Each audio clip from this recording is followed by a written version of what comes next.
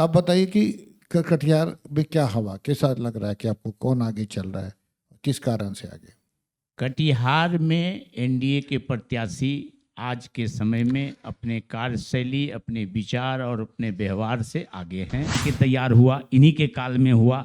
जो समस्याएं पहले लगी रहती थी पुल पर जाम की, नहीं रुकिए, ये पुल आप जबरदस्ती इनको दे रहे हैं, इनका कोई योगदान नहीं है। रेलवे का है, इलेक्ट्रिफिकेशन हुआ, उनको ऊंचा करना था, उन्होंने नया बनवाया। जो इन्होंने जो बनाया है, इनके ही रीजन में सदर हॉस्पिटल का कायाकल्प हुआ। कहाँ आज डॉक्टर, के आप खाली मकान बनाने से अस्पताल नहीं बन भाई जाता है। साहब, जब तक स्ट्रक्चर नहीं बनेगा तब तक तो उसमें खाली कोई 20 बात साल नहीं। में खाली लोगों को स्ट्रक्चर, बिहार में है डॉक्टरों तो की किसका कमी दोष है, है? डॉक्टरों की कमी है। तो क्यों डॉक्टर कमी है? आ रहे हैं। इसका मतलब मानते हैं कि पूरे बिहार की सरकार फेल है इस मामले में। हूँ गौशाला में पुल बन रहा है और गौशाला में टेक्निकल अभाव। सुनिए, टेक्निकल अभाव। गौशाला के पुल के बारे में एक ही बात बोलूंगा, तारीख पे तारीख, तारीख पे तारीख, तारीख पे तारीख, तारीख पे तारीख। बिहार के लिए जो बिहार के युवा, बिहार का जो मजदूर पलायन कर रहे हैं, उस पर रोक होना चाहिए। यानी उद्योग और रोजगार पैदा होना, रोजगार पैदा होनी दूसरा चाहिए। बोलिए।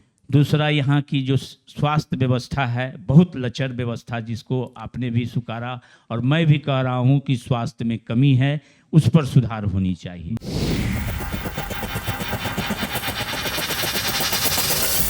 नमस्कार, गुड मॉर्निंग। एक बार फिर मैं हाजिर हूँ मुद्दे की बात की नई कड़ी लेकर। दर्शकों, पिछली कई कड़ियों में आपने देखा कटिहार चुनावी मैदान से अपनी किस्मत आजमा रहे, चुनावी ताल ठोक रहे प्रत्याशी आपके सम्मुख आए थे। आज हम एक कुछ अलग हटके एक ऐसे नेता को लेके आपके सामने आए हैं जो सिर्फ कटिहार की ही राजनीति के नहीं, स्टेट पॉलिटिक्स के, राष्ट्रीय राजनीति के पूरे जानकार हैं और हर जगह इनकी सक्रिय भागीदारी नजर आती है। पिछले 40 साल से लगभग ये राजनीति में सक्रिय हैं। कई राजनीतिक दलों से हालांकि इनका जुड़ाव रहा है, लेकिन इनकी राजनीतिक समझ, उनके अपने अलग मायने हैं। कई बार कालांतर में मेरी इनसे वार्ता होती रही है। इनका एनालिसिस भी हमेशा नहीं, लेकिन मोर देन 80% सही साबित हुआ है। तो आज कटिहार की राजनीति में क्या दिशा है, क्या लोगों की सोच है, बिहार पॉलिटिक्स में लोग क्या जानना चाहते हैं, क्या होने वाला है, इसको जानने के लिए हमारे पास आज की तारीख में इनसे ज़्यादा बेहतर नेता नहीं है। इसलिए हमने इनको आमंत्रित किया और इन्होंने हमारे आमंत्रण को स्वीकार किया और आज इस कार्यक्रम में शामिल हुए हैं। कटिहार में इनका नाम कोई नया नहीं है, परिचय के मोहताज नहीं है। अपने जायसवाल समाज में इनकी अच्छी खासी ख्याति है। अच्छे खासे बिजनेसमैन भी हैं और राजनीति में भी पकड़ उतनी ही अच्छी है। तो आप इनका नाम भी जान लीजिए। इनका नाम है राजीव जायसवाल। उम्र इनके 58 साल है, लेकिन अनुभव इनके पास 116 साल के बराबर है। वर्तमान में आप राष्ट्रीय लोक मोर्चा उपेंद्र कुशवाहा की पार्टी के राष्ट्रीय महासचिव हैं और काफ़ी सक्रिय भूमिका निभा रहे हैं। पार्टी ने इनको अपना स्टार प्रचारक भी बनाया है। तो इनसे हम बात करेंगे। हालांकि ये एनडीए में है, लेकिन इनकी राजनीति पकड़ इतनी मजबूत है कि वो दोनों पक्षों के नेताओं को अच्छी तरह जानते हैं, हमेशा मिलना जुलना रहता है, तो सबकी सोच, सबकी विचारधारा से वाकिफ़ है और सबकी ग्राउंड रियलिटी भी इनको पता है। तो सबसे पहले हम इनको कटिहार की ग्राउंड पॉलिटिक्स की बात करेंगे, फिर स्टेट पॉलिटिक्स की बात करेंगे। उसको शुरू करें तो पहले हम इनका स्वागत करते हैं। राजीव जी, आपका हमारे इस कार्यक्रम में स्वागत है। आपको भी हमारा प्रणाम है। आपने हमें बुलाया, बहुत अच्छा लगा। आपका मैं अभिनंदन और वंदन करता हूँ। राजीव जी, आप 40 साल से राजनीति में हैं, व्यापार बिजनेसमैन भी हैं। क्या नहीं लगता कि राजनीति एक दलदल है, भ्रष्टाचार का अड्डा है, या कुछ और किस नज़रिए से आप राजनीति को देखते हैं? नहीं, राजनीति कहने के लिए तो बहुत कुछ है, लेकिन राजनीति करने वाले लोग अगर सामाजिक नहीं होंगे तो वो राजनेता नहीं हो सकते हैं। एक सामाजिक कार्यकर्ता ही राजनीति कर सकते हैं और उन्हें ही करना चाहिए, ये मेरी सोच है। चलिए, तो ये राजनीति को हम मान के चले कि आप सामाजिकता के साथ जोड़ के देख रहे हैं। उस हालत में तो स्वच्छ और स्वस्थ राजनीति होनी चाहिए। जी, चलिए, अब थोड़ा सा संक्षिप्त में बताइए कि आप कब से राजनीति आपने शुरू की और किस किस दौर से आप गुजरे? सर्वप्रथम हम जब मैट्रिक पास किए तो 82 में आपने मैट्रिक किया? मैट्रिक हम 1982 में किए, और जो अभी झारखंड हो गया है वो हजारीबाग में एक सियाल डी कोलियरी था, वहाँ हाई स्कूल था, वही हाई स्कूल से हम मैट्रिक पास किए। मैट्रिक पास करने के बाद हम मधेपुरा के PS science college, Parvati science college में नामांकन किए और वहीं से हम BA पास किए। वहीं पर हमारी मुलाकात रवि बाबू से हुआ और उस समय जनता दल था, हम उनके साथ मिले और उसी क्रम में हमें शरद यादव जी से, माननीय शरद यादव जी से मुलाकात हुई। हम उनके साथ जनता दल में सक्रिय राजनीति 1983 से शुरू किए। मोटा मोटी मान के चल कि 42 साल से आप राजनीति में हैं। जी जी 16 साल की उम्र से आप राजनीति में आ गए जी और जी 42 साल का एक लंबा अनुभव।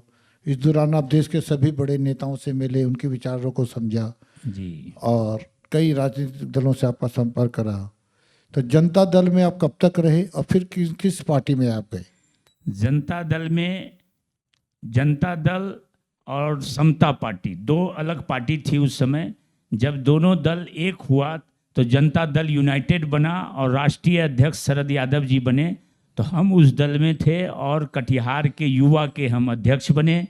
उसके बाद हम जनता दल यूनाइटेड के प्रदेश के युवा सचिव बने। फिर हमको माननीय शरद यादव ने राष्ट्रीय महासचिव जनता दल यू में बनाया और विगत काफ़ी दिनों तक हम जनता दल यू में रहे।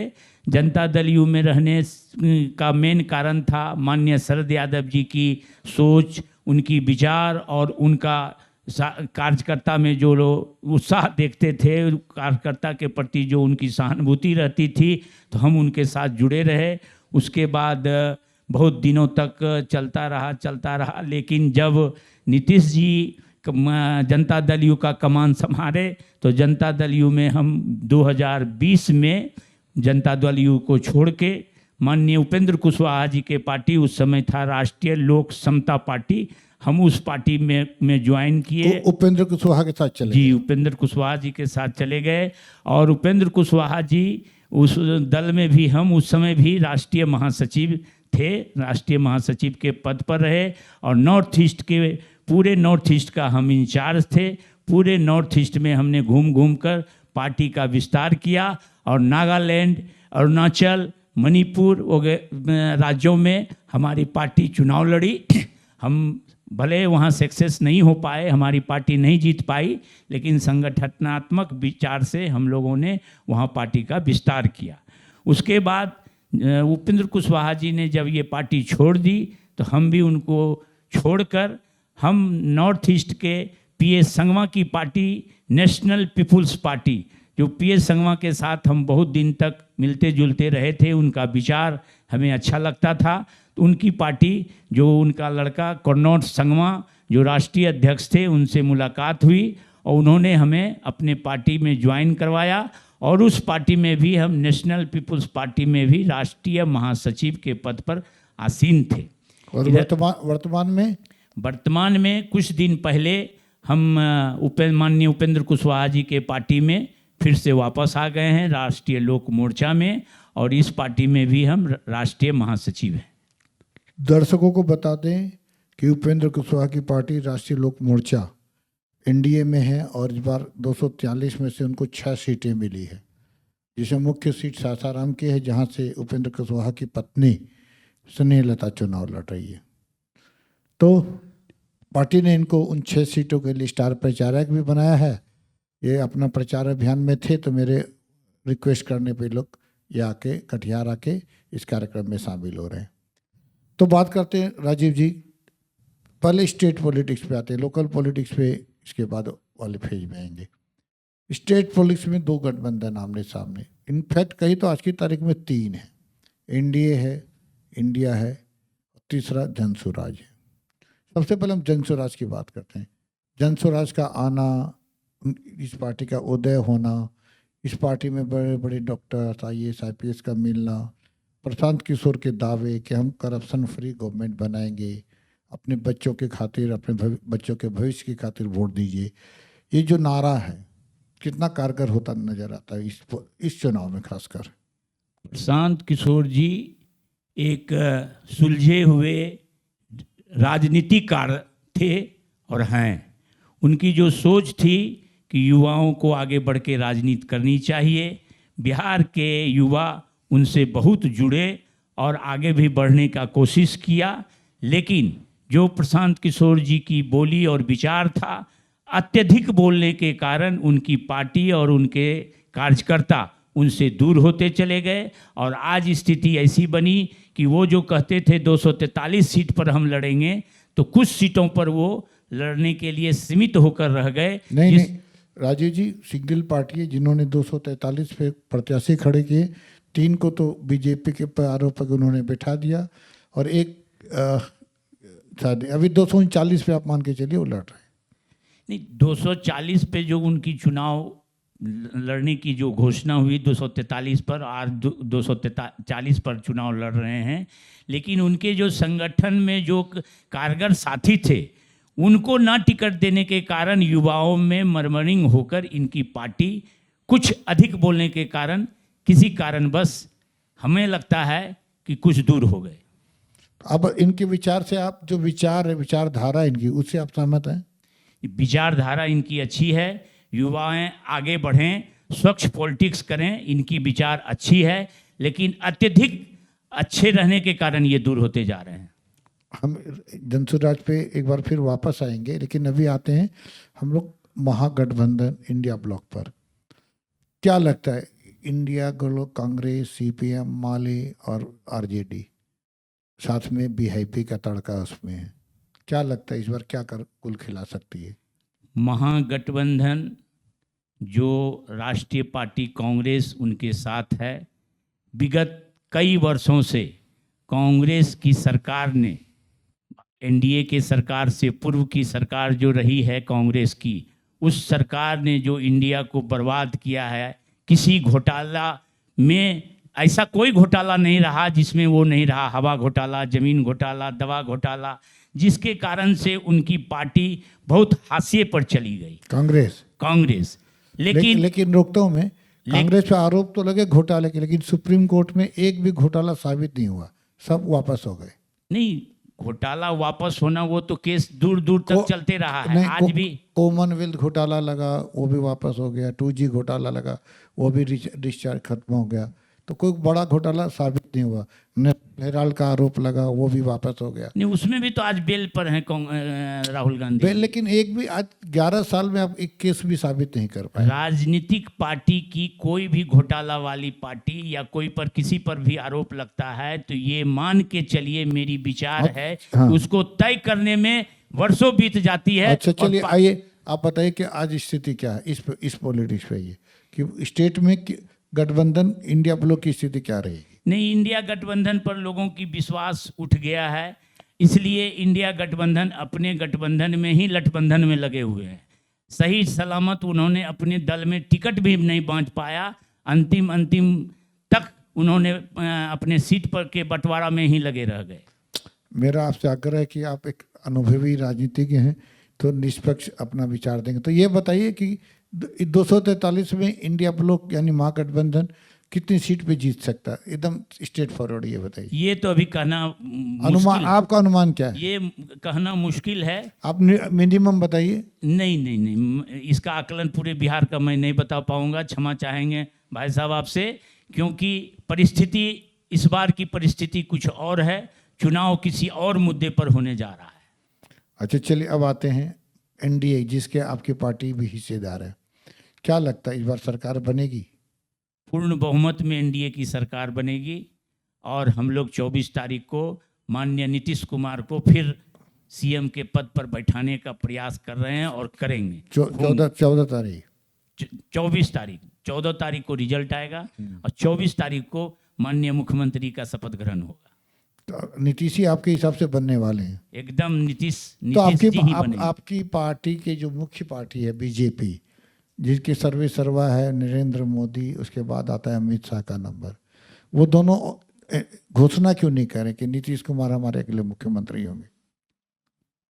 नीतीश कुमार मुख्यमंत्री होंगे, ये तो उनके नेतृत्व में चुनाव का घोषणा ही है कि हम नीतीश कुमार के नेतृत्व में चुनाव लड़ेंगे और अगला मुख्यमंत्री भी नीतीश जी ही होंगे। नहीं, ये पहला पार्ट ठीक बोल रहे हैं, नेतृत्व में चुनाव लड़ रहे हैं, लेकिन अगला मुख्यमंत्री नीतीश ही होंगे, आपकी दोनों कर्णधारों ने नहीं कहा। ये तो वही बात हो गई, महाराष्ट्र में एक नाथ शिंदे के नेतृत्व में चुनाव लड़ रहे हैं, जीत गए तो नीचे किनारे कर दिया गया। भाई साहब, कोई ऐसा फिगर नहीं है नीतीश का विकल्प जो सीएम बन सके। तो नीतीश दिक्कत क्या है? आपके जो सर्वे सर्वा है उनको अनाउंस करने में दिक्कत क्या है? नहीं, अनाउंस तो हम लोग कह रहे हैं कि हम लोग नीतीश के ही नेतृत्व में चुनाव लड़ रहे हैं। नेतृत्व में चुनाव लड़ रहे हैं, अगला वाक्य खुल के बोलने का है कि नीतीश कुमार ही अगर हमारी एनडीए की सरकार बनती है तो नीतीश कुमार हमारे मुख्यमंत्री होंगे।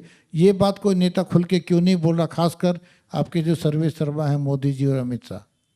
नहीं, हमारे घटक दल 5 दल के साथ हम लोग हैं। अगर आप कह रहे हैं कि माननीय प्रधानमंत्री और गृह मंत्री नहीं बोले हैं, लेकिन हमारे जो और 3 दल के लोग हैं उन्होंने, सारे लोगों ने कहा है कि हमारे अगला मुख्यमंत्री माननीय नीतीश कुमार जी ही होंगे। नहीं, लेकिन आप भी जानते हैं एनडीए में वही होता है जो अमित शाह और मोदी जाते हैं। लेकिन अगर आपको हमारी बहुमत चाहिए तो हमारी भी बात आपको मानना पड़ेगा। वो मजबूरी, लेकिन खुल के बोलने में दिक्कत क्या? आपके सर्वे सर्वा जो नेता है उनको खुल के बोलने में क्या दिक्कत? नहीं, उनकी विचार तो अनाउंस किया हुआ है कि हम नेतृत्व में लड़ रहे हैं, नेतृत्व में लड़ रहे हैं तो बहुमत होगी, तो अन्य जो दल हैं उनके ही समर्थन से मुख्यमंत्री बनेगा। तो अन्य दल के सारे लोगों ने कह दिया है कि नीतीश कुमार ही हमारे अगला मुख्यमंत्री होंगे। लेकिन अमित शाह ने 2 दिन पहले मुजफ्फरपुर में कहा है कि सम्राट चौधरी किसी जो इनका क्षेत्र वहाँ जाकर कि सम्राट चौधरी को जिताइए, मोदी जी इनको और बड़ा कर देंगे, इनका प्रमोशन कर देंगे। तो डिप्टी सीएम है तो प्रमोशन तो सीएम का ही होगा, डायरेक्ट इनडायरेक्ट। तो वो सम्राट चौधरी को अपना इशारा कर रहे हैं कि उनको बना देंगे। नहीं, जिताने के लिए तो बहुत सा चीज़ बोला जाता है, तो ये आप भी जानते हैं और जुमला जनता भी जानता है।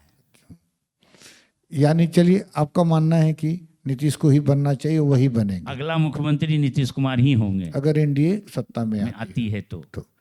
चलिए, ये तो ही स्टेट पुलिस की। एक और सवाल ले लेते हैं। दोनों पार्टी का घोषणा पत्र आ गया है और इस पर हम लोग बात कर लेते हैं। इसके बाद हम लोग ब्रेक पे जाएंगे और ब्रेक के बाद फिर आके हम लोग लोकल पॉलिटिक्स की बात करेंगे। घोषणा पत्र आ गया, आपकी पार्टी ने कहा 1 करोड़ महिलाओं को 1 करोड़ रोजगार देंगे, 1 करोड़ महिलाएं लखपति बनेंगी, कई महिलाएं करोड़पति बनेंगी। 1 करोड़ रोजगार के बिंदु को बात करें, 1 करोड़ रोजगार क्या संभव है?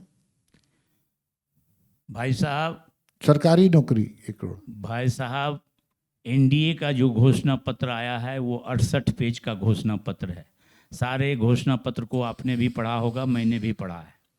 जो उन्होंने घोषणा किया है, कुछ घोषणाएं तो ऐसी घोषणाएं हैं जो उनका पूर्व में ही पास हो चुका है और चल रहा है, जैसे महिलाओं को सशक्तिकरण करना, जीविका दीदी को रोजगार देना, ये सारे काम चल रहा है। एनडीए का घोषणा पत्र युवाओं के लिए, महिलाओं के लिए कारगर है और ये घोषणा पत्र आने वाले वर्ष में बिहार को सशक्त बनाएगा, युवाओं को सशक्त बनाएगा, महिलाओं को आत्मनिर्भर बनाएगा। यानी मोदी जी तो बहुत, जब 2014 में चुनाव लड़े थे तो 2 करोड़ नौकरी का तो वादा किए थे पूरे देश में, वो तो आज तक हुआ नहीं। तो खाली बिहार में 1 करोड़ नौकरी कहाँ से आएगी? 1 करोड़ नौकरी एक जगह से नहीं होता है।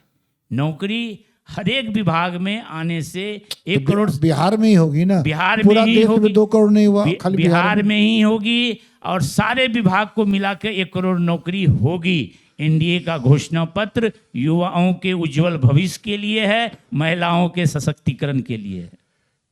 हम आपको थोड़ा जानकारी दे देते हैं राजेश जी।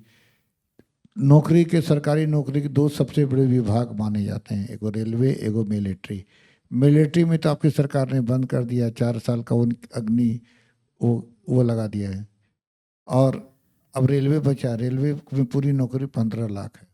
सारा बिहार को नया सबको हटा कर नया दे देंगे तब भी 15 लाख होता है, तो वो भी संभव नहीं है। 1 करोड़ एक बड़ी चुनौती होगी और देखने वाली बात भी होगी। नहीं, लेकिन चलिए हम लेते हैं अभी ब्रेक, और ब्रेक के बाद फिर आते हैं। राजीव जी हमारे साथ हैं और उसके बाद हम कटिहार जिले की, खासकर कटिहार की पॉलिटिक्स पे डिस्कशन करेंगे। कौन सा प्रत्याशी आगे है, किसका पलड़ा भारी है और क्यों भारी है, बातें होंगी, सवाल होंगे हमारे, आपके भी सवाल होंगे। तब तक लेते हैं ब्रेक, बने रहेगा हमारे साथ।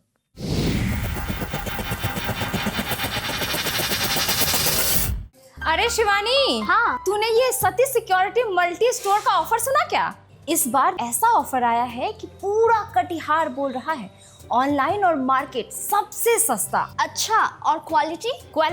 क्वालिटी में तो सुपर स्टार। वाह, सच में? क्या क्या मिलता है वहाँ? वहाँ सब कुछ जो तुम्हें चाहिए, AC, fridge, washing machine, inverter, induction, मतलब जो तुम्हें चाहिए, हाउस होल्ड से जुड़े सारे सामान। इतना सब और सस्ता भी? हाँ रे, सती सिक्योरिटी तो पूरा का पूरा मल्टी स्टोर है। अच्छा, यानी सस्ता बाजार अच्छा बाजार। हाँ रे, बिल्कुल। ये मल्टी स्टोर सती सिक्योरिटी है कहाँ? अरे नहीं मालूम? यही तो कटिहार के बड़ा बाजार ऋषि भवन रोड के ठीक बगल में। तो चलो चलते हैं।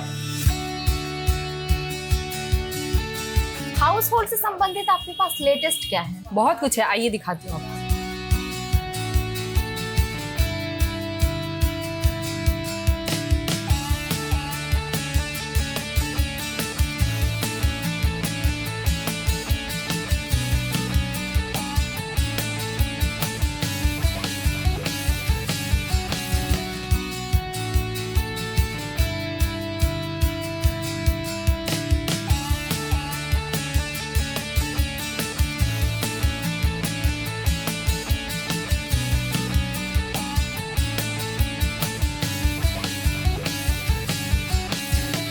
वाह, मजा आ गया। सचमुच जैसा सुना था वैसा ही। क्या क्वालिटी है? Imported quality. और प्राइस को तो कोई मैच ही नहीं कर सकता।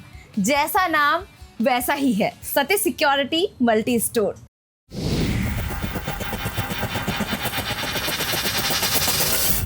ब्रेक के बाद फिर हम हाजिर हैं। हमारे साथ मौजूद हैं राष्ट्रीय लोक मोर्चा के राष्ट्रीय महासचिव राजीव जायसवाल जी, जो राष्ट्रीय राजनीति, स्टेट पॉलिटिक्स और जिले की राजनीति के बहुत अच्छे विशेषज्ञ हैं। हमने इनको आमंत्रित करके बुलाया है कि कटिहार और बिहार में क्या चल रहा है, थोड़ा हमारे दर्शकों को जानकारी दे दें। तो बिहार की पॉलिटिक्स की तो बात हो गई, अब बात करेंगे कटिहार की राजनीति पे। राजू जी, बात करते हैं कटिहार। कटिहार विधानसभा एक हॉट सीट है और अभी तो और भी सुपर हॉट बन गई है। 11 प्रत्याशी हैं। आप मुख्य टक्कर में किसको किसको देख रहे हैं? मुख्य टक्कर यहाँ एनडीए और महागठबंधन में है। आप प्रत्याशी के बीच आ जाइए नाम के साथ। एनडीए के तरफ से माननीय तारकिशोर प्रसाद जी, जो हमारे पूर्व के डिप्टी सीएम रहे हैं, और महागठबंधन से सौरभ अग्रवाल जी, जो महागठबंधन के प्रत्याशी हैं और मुकेश सहनी की पार्टी से वो चुनाव लड़ रहे हैं। नहीं, इसमें हम आपको 2 नाम और जोड़ना चाहेंगे, खासकर 3 नाम। ठीक है, 2 नाम है जो निर्दलीय प्रत्याशी हैं और जो आरजेडी के पुराने नेता रहे हैं, राम प्रकाश महतो कैंची छाप से लड़ रहे हैं। दूसरे एक तो जन स्वराज के डॉक्टर गाजी भी हैं, वो भी अच्छा बोल रहे हैं, अपनी बात रख रहे हैं। आम आदमी पार्टी के राजेश गुरनानी भी हैं। तो अब हम लोग इन 5 पे बात करेंगे। तो आप बताइए कि कटिहार में क्या हवा, कैसा लग रहा है कि आपको कौन आगे चल रहा है, किस कारण से आगे? कटिहार में एनडीए के प्रत्याशी आज के समय में अपने कार्यशैली, अपने विचार और अपने व्यवहार से आगे हैं और वो आगे रहेंगे।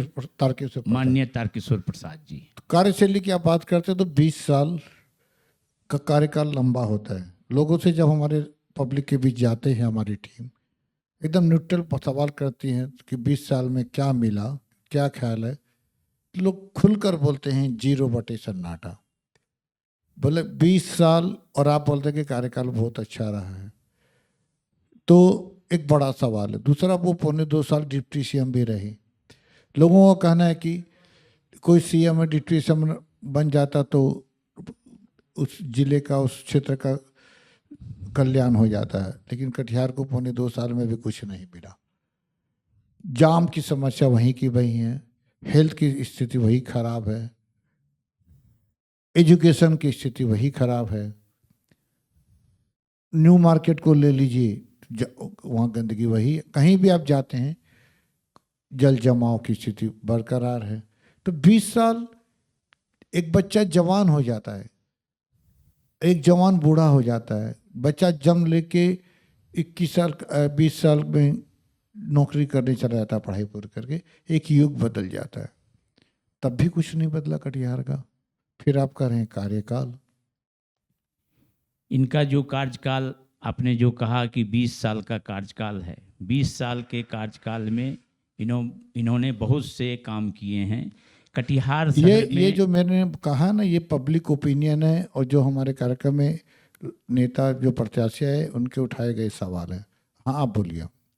इन्होंने 20 साल में बहुत से कार्य किए हैं। कार्य करने, दिखने और करने, तीनों चीज़ में अंतर है। आपने फर्स्ट टाइम में कहा कि कटिहार में जाम की बहुत बड़ी समस्या है। कटिहार शहर लिमिट क्षेत्रों में है। आप जो यातायात की सभी सुविधा है, वो यातायात की सुविधा, शहर चौड़ी हुई है। आज देखिए शहीद चौक जो हमारा पुल पहले से था, वो पुल बन के तैयार हुआ, इन्हीं के काल में हुआ। जो समस्याएं पहले लगी रहती थी पुल पर जाम की, नहीं रुकिए, ये पुल आप जबरदस्ती इनको दे रहे हैं, इनका कोई योगदान नहीं है। रेलवे का है, इलेक्ट्रिफिकेशन हुआ, उनको ऊंचा करना था, उन्होंने नया बनवाया। इनके कार्यकाल में बना। कोई काम ही नहीं है। रेल पटरी अगर बैठेगी, बिछाएगी, इलेक्ट्रिफिकेशन होगा, तो आप जबरदस्ती किसी के खाते में डाल दीजिए, ये नहीं है। ये कम्प्लीटली रेलवे का ब्रिज है, 300 करोड़ का ब्रिज है, 200 ब्रिज, और रेलवे ने बनाया क्योंकि उनकी मजबूरी थी कि इलेक्ट्रिक वायर लगाया गया था, उनको ऊंचा करना था ब्रिज को, इसलिए उन्होंने बनाया। इसमें आप जनता को गुमराह होते हैं, इसे गुमराह ना करें आप। नहीं, कहीं गुमराह करने की बात नहीं है। जो माननीय विधायक हुआ करते हैं किसी भी शहर का, अगर रेल का कोई योजना हो या अन्य कोई सेंट्रल योजना हो। आप इनका कार्यकाल और आगे बताइए क्या है। इनके कार्यकाल में आप जो कह रहे हैं न्यू मार्केट की चौड़ाई इन्हीं के कार्यकाल में हुई है। जाम, गंदगी, आप चले जाइए आज सुबह, कोई फर्क नहीं है, उल्टे पहले से खराब है। नहीं, माननीय विधायक जी का काम सफाई काम नहीं करना है, उसके लिए व्यवस्था नगर निगम बना हुआ है। नगर निगम के पदाधिकारियों के द्वारा इनका सफाई का काम करना उनका काम है, न कि माननीय विधायक का। माननीय विधायक उस पर जरूर कमेंट करते हैं कि शहर सफाई नहीं हो रहा है, ये सफाई होनी चाहिए, लेकिन नगर निगम के पदाधिकारियों के द्वारा ये कोताही के कारण ये गंदगी छपी रहती है। उसको नगर निगम के कर्मचारियों की मतलब कार्यशैली में कोई ऊपर उनको उंगली उठाया जा सकता है। कार्यशैली पर, नगर निगम के कार्यशैली पर आगे बताइए। दूसरा, आपने इन्होंने जो बनाया है, इनके ही रीजन में सदर हॉस्पिटल का कायाकल्प हुआ। कहाँ डॉक्टर, आज के आप खाली मकान बनाने से अस्पताल नहीं बन भाई साहब, जब तक स्ट्रक्चर नहीं बनेगा तब तक उसमें खाली कोई 20 साल में खाली लोगों को स्ट्रक्चर, न डॉक्टर है, न प्रॉपर जांच है। ये पूरे संपूर्ण बिहार की ये समस्या है। सारे हॉस्पिटल में बिहार पे भी आएंगे। आप डिप्टी सीएम यहाँ के रहे हैं, आपके 20 साल से विधायक हैं। हॉस्पिटल का बिल्डिंग 500 अस्पताल का 500 बेड का बनना था, 100 बेड का बना। पहले तो 500 वाला 400 या 500 बेड का बनेगा, फिर 100 का डाउनग्रेड हो गया। उसके बाद अगर 100 का बना तो वहाँ प्रॉपर न तो डॉक्टर हैं, न प्रॉपर जांच के स्पेशलिस्ट लोग हैं। नहीं, स्पेशलिस्ट लोग और डॉक्टर, मकान से इलाज नहीं हो सकता। अभाव जो कह रहे हैं, अभावग्रस्त संपूर्ण बिहार में है। डॉक्टरों की कमी है, डॉक्टरों की कमी है। तो क्यों कमी है? इसका मतलब मानते हैं कि पूरे बिहार की सरकार फेल है इस मामले में? नहीं, डॉक्टर आते हैं लेकिन सरकारी हॉस्पिटल में काम करने से कतराते हैं। इसका कारण इसका मतलब फेल है ना सरकार। नहीं, कहीं फेल नहीं है सर। लोगों को अन्य जगहों पर काम, प्राइवेट काम, अपने क्लिनिक खोलने में ज्यादा रुचि रहती है, सरकारी काम में कम रुचि रहती है। हाँ, आपने देखिए कहा कि सरकार की नीति नहीं है ना कि आपको करना ही होगा। अगर आपको बिहार में पढ़ाई करनी है तो आप वो नियम बनाइए कि अगर आप बिहार से आप डॉक्टर बनते हैं तो आपको 5 साल सरकारी नौकरी करनी होगी। कुछ तो नियम, आपको नियम में कमी है। ये बात आपने ठीक कहा। ये नियम बननी चाहिए कि अगर बिहार के मेडिकल कॉलेज में आप पढ़ रहे हैं, आम जनता की गाढ़ी कमाई से आप पढ़ रहे हैं, तो आपको 3 वर्ष तक कम से कम रूरल इलाके में डॉक्टरी करना होगा। ये नियम बनाना होगा। ये भी बन सकता है कि अगर आप शहर में क्लिनिक चलाते हैं तो हफ्ते में 1 दिन सरकारी अस्पताल में काम करना। अब कुछ तो नीति निर्धारण करेंगे तो लोगों को, करना गरीबों को। पड़ेगा। हेल्थ के सुधार तो के इस लिए मामले में आपकी सरकार और आपके विधायक नहीं कर पाए। हेल्थ सुधार करना पड़ेगा, आगे किया जाएगा। इस मामले में आपके विधायक और आपकी सरकार नहीं कर पाई। नहीं करेगी ये 20 साल नहीं हुआ और आगे कीजिएगा। आगे- चलिए आगे बताइए, नेक्स्ट पॉइंट पे आइए। उपलब्धि बताइए अपने विधायक की। नहीं, आपने जो बताया हम तो बता रहे हैं आप कि स्वास्थ्य में बताया कि एगो बिल्डिंग बना, दूसरा यातायात- आपने अब न्यू यातायात- मार्केट में सड़क चौड़ी हुआ। 20 साल में इतना ही? नहीं, 20 साल में बहुत सा काम हुआ है। हर एक वार्ड में नाला का निर्माण हुआ है, हर एक वार्ड में रोड का निर्माण हुआ है। वो भी तो नगर निगम का काम है, तब उसको भी नगर निगम। नहीं, अनुशंसा विधायक का ही होता है उसमें। मतलब सुनिए, मतलब कहावत है ना कि आप करें तो रासलीला, दूसरा हम करें तो रासलीला और दूसरा करे तो करेक्टर ढीला। अच्छा काम है तो आप अपने माथे ले लीजिए और दूसरा काम है तो नगर निगम के माथे दे दीजिए। नहीं, ऐसा नहीं है, ऐसा नहीं है। जिसके उपलब्धि में जो काम अगर होगा- नगर निगम की उपलब्धि आप अपने में गिनिएगा तो उसकी खामियों को भी आपको एक्सेप्ट करना पड़ेगा। 100% तो आप फिर न्यू मार्केट का एक्सेप्ट कर लीजिए, नाला सड़क मान लेंगे आप। नहीं, सफाई कर्मी तो सफाई कर्मी को करना पड़ेगा। विधायक सफाई कर्मी थोड़ी है अच्छा कि एक बात है, आके सफाई मकान क्या विधायक जाके अपने से बनाती है? वो तो पैसा टेंडर ही देते हैं ना। नहीं, कोई भी पैसा भारत सरकार और राज्य सरकार से ज्वाइंट चलिए अभी हम से ही होता है। नेक्स्ट पॉइंट पे आते हैं। 2 के बाद आपके पास 0 है क्या? कुछ नहीं है? नहीं, क्या बात कर रहे हैं। हमारे यहाँ गौशाला में पुल बन रहा है। आज पुल का जो निर्माण शुरू हुआ, सालों साल से आप गौशाला की पब्लिक को पूछिए, परेशान पब्लिक। मैं भाई साहब गौशाला का रहने वाला हूँ। गौशाला में पुल बन रहा है और गौशाला में टेक्निकल अभाव। सुनिए टेक्निकल अभाव। गौशाला के पुल के बारे में एक ही बात बोलूंगा।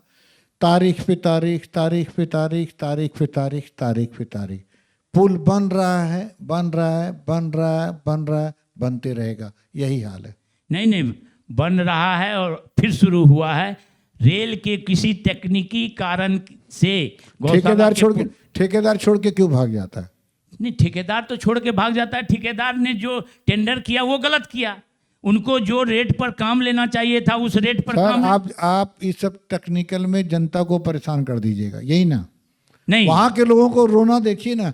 मैं रो रहा हूँ। मैं वहां का रहने वाला हूँ, गौशाला का निवासी हूँ। आप तो नेताजी हैं, सह लीजिएगा।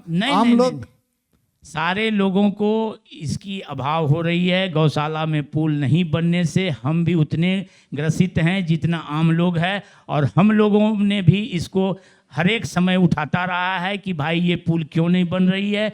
इसमें रेलवे के टेक्निक के कारण कुछ प्रॉब्लम आ रहा है, जिस कारण से वो पुल बनने से अधूरा। अगला सवाल आते हैं। आपके पास इसके ज़्यादा लगता कुछ है ही नहीं। हम अगला सवाल आते हैं। आप अगले प्रत्याशी हैं वीआईपी पार्टी से, सौरभ अग्रवाल जो एमएलसी अशोक अग्रवाल के बेटे हैं, नाव छाप, और फिर डॉक्टर राम प्रकाश महतो कैंची छाप, डॉक्टर गाजी शरीक स्कूल बैग छाप, आम आदमी पार्टी झाड़ू छाप। अब आते पहले कि आप कहाँ देखते हैं राम प्रकाश महतो और सौरभ अग्रवाल को? नहीं, राम प्रकाश महतो एक अनुभवी और प्रोफेसर रहे हुए प्रत्याशी हैं, और सौरभ अग्रवाल आज युवा है, पढ़ लिख के आया है। इन दोनों की जो सोच होगा, कटिहार को कैसे विकसित करेंगे।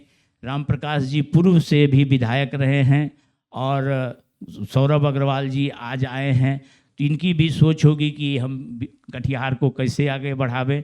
इन दोनों की अपनी नीति है, हमें उन दोनों की नीति और विचार पर कुछ कहना नहीं है।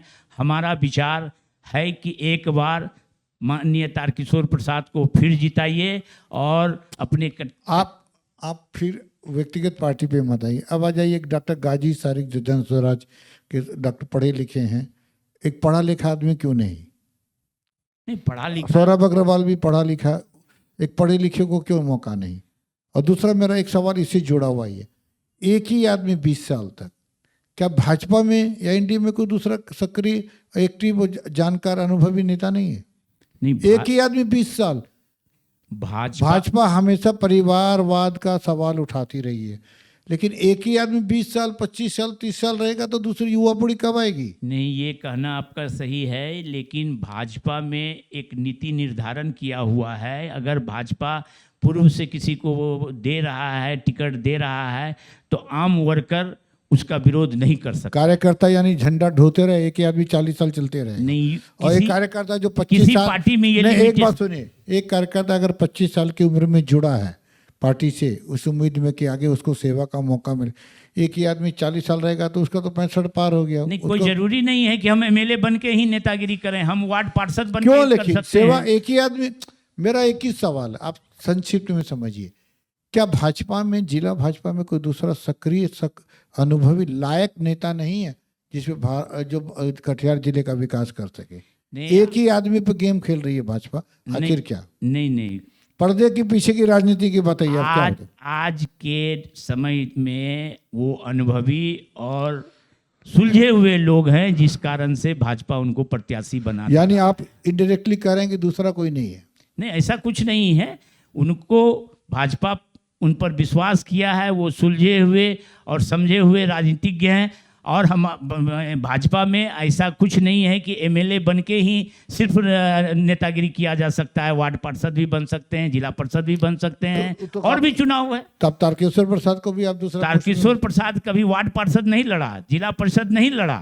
अगर उनको भाजपा ने एमएलए बनाया तो आज तक उनके विचार और उनके व्यवहार और उनके कार्यशैली पर उनको कार्यकर्ता के प्रेरणा से वो एमएलए बनते रहे, कार्यकर्ता की सेवा के भाव से बनते चलिए हम रहे। समझ गए। आप बताइए कि सौरभ अग्रवाल जो दुबई से मैनेजमेंट करके आए, उनको, उसकी राजनीति और उसके भविष्य को आप कैसे देखते हैं? नहीं, वो युवा हैं, उनका भविष्य बहुत उज्जवल है। सेवा अगर जनता का करेंगे तो उनके लिए भी जनता सोचेगी। और पुराने नेता जो राम प्रकाश महतो, जुझारू, लड़ाकू, संघर्षशील। राम प्रकाश महतो जी पूर्व से हमारे यहाँ एमएलए रहे हैं, उनका अनुभव रहा है और जनता भी उनको जानती है कि वो कितने जुझारू और कितने काम उन्होंने किया। इस चुनाव में कहाँ ठहरने वाले हैं, कहाँ तक जाएंगे, ये तो जनता बताएगी। आपको क्या लगता है, टक्कर में है? नहीं, ये तो जनता बताएगी, उनकी प्रेम भाव और काम शैली पर जनता उनको बताएगी। ठीक है, चलिए। तो एक ठोर गुरनानी जी हैं, आम आदमी पार्टी का झंडा बुलंद कर रहे हैं, झाड़ू छाप कर। कई सबसे बड़ा अनशनकारी नेता है। अगर कटिहार की लोकल पॉलिटिक्स की बात करें, 84 अनशन कर चुके हैं, शायद ये भी Guinness book of world records में गिनती हो जाएगा। अनशन खाली कटिहार की पब्लिक के लिए, सब कुछ धन लौटा दिया उसने अपना। उसकी राजनीति क्या लगती है आपको, आगे भविष्य है उनका? नहीं, कार्यशैली जिस प्रकार से है, आम जनता के लिए उन्होंने आवाज़ उठाता रहा है। अगर इस तरह कार्य करते रहेंगे तो किसी न किसी दिन सफलता मिलेगी। और एक और नाम, डॉक्टर गाजी सारिक, पढ़े लिखे सुलझे हुए व्यक्ति, अच्छा बोलते भी हैं, अपनी बात भी अच्छी तरह रखते हैं और प्रशांत किशोर के इरादों को, उनकी आवाज़ को, उनके विचारों को गांव-गांव पहुंचा रहे हैं। उनका भविष्य क्या है राजनीति में? ये जो नेता हैं अच्छे डॉक्टर हैं और ये जो राजनीति क्षेत्र में आए हैं, सामाजिक कार्यशैली में आना पड़ेगा। जनता की भाव, जनता का सेवा आगे करेंगे तो अच्छे बनेंगे। फिलहाल अभी भविष्य बहुत ज़्यादा मजबूत नहीं, मतलब कोई सफलता आपको लगती नहीं कि मिलेगी उनको? नहीं, मेहनत तो सारे नेताओं में है, मेहनत करना पड़ेगा तभी सफलता मिलेगी। तो ये, चलिए अब अंतिम सवाल आपसे। नई सरकार जिसकी भी बने, इधर चाहे उधर, 3 क्या काम पहले होने चाहिए, चाहे वो तेजस्वी मुख्यमंत्री बने, नीतीश बने, क्या 3 काम इस सरकार को करना चाहिए, नई सरकार को? सबसे पहले बिहार के लिए, जो बिहार के युवा, बिहार का जो मजदूर पलायन कर रहे हैं, उस पर रोक होना चाहिए। यानी उद्योग और रोजगार पैदा होना। रोजगार पैदा होनी चाहिए। दूसरा बोलिए। दूसरा, यहाँ की जो स्वास्थ्य व्यवस्था है बहुत लचर व्यवस्था, जिसको आपने भी स्वीकारा और मैं भी कह रहा हूँ कि स्वास्थ्य में कमी है, उस पर सुधार होनी चाहिए। दूसरा हेल्थ। तीसरा, यहाँ के बच्चे को पढ़ाई में जो अभी कठिनाई हो रही है उस पर सुधार होनी चाहिए। शिक्षा, यानी उद्योग, हेल्थ और शिक्षा, 3 पर ज़्यादा काम करने की जरूरत है। ये तो हो गया राज्य। अब खाली इसी 3 सेंटेंस में बताइए, जो भी विधायक बने उनको पहले कटिहार के लिए 3 काम क्या करने चाहिए? सबसे पहले कटिहार के लिए एक जो कटिहार उद्योग नगरी के नाम से जाना जाता था, अभी विगत कुछ वर्ष पहले, कुछ दिन पहले जो कटिहार में उद्योग बसाने के लिए ज़मीन का आवंटन का प्रस्ताव आया है, हमारे जो भी विधायक बनते हैं उनको सबसे पहले उद्योग की नगरी के लिए ज़मीन व्यवस्था करके सरकार को दिया जाए और यहाँ एक बहुत बड़ा उद्योग लगे, जिससे युवा और जो यहाँ के मजदूर हैं वो पलायन नहीं हो। इस पर काम करना चाहिए। पहला काम, कटिहार को उद्योग नगरी का जो तमगा था वापस मिलना चाहिए। दूसरा हेल्थ का व्यवस्था यहाँ सुधारनी है।